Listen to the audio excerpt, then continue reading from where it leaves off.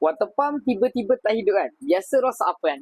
Sebab ramai tanya, okay, jom saya share sedikit untuk abang. Untuk yang pertama, saya akan recommend dekat korang. Korang cuba try pegang motor pump. Masa on swift, korang pegang motor pump.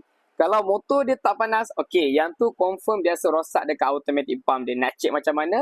Senang je. Ini contoh automatic pump. Biasa dia kecil saja dekat auto, dekat pump. Alright, so korang buka auto lah. Buka kawal auto ni, biasa ada satu skru. Buka kawal auto. Alright, cuba check dekat plate ni. Cuba check dekat bahagian mana? Dekat bahagian sini. Boleh. Alright, dia contoh kalau hitam macam ni. Biasa boleh pakai lagi. Kecuali kalau macam besi plate ni patah. Nampak? Dekat sini dia asal. Ada satu besi plate macam ni. Tapi kalau contohlah besi plate dia ni patah.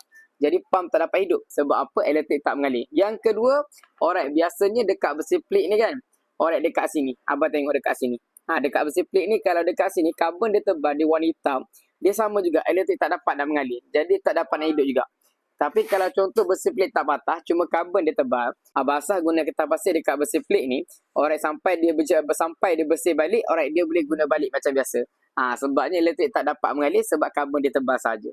Itu contoh yang biasalah. Kalau untuk automatic pump yang tiba-tiba tak hidup, sama ada besi plate je ni macam ni, patah dia macam ni, ataupun yang kedua karbon dia tebal. Okay, so kalau contoh ada soalan boleh komen dekat bawah. Semoga video ini bermanfaat untuk abang semua.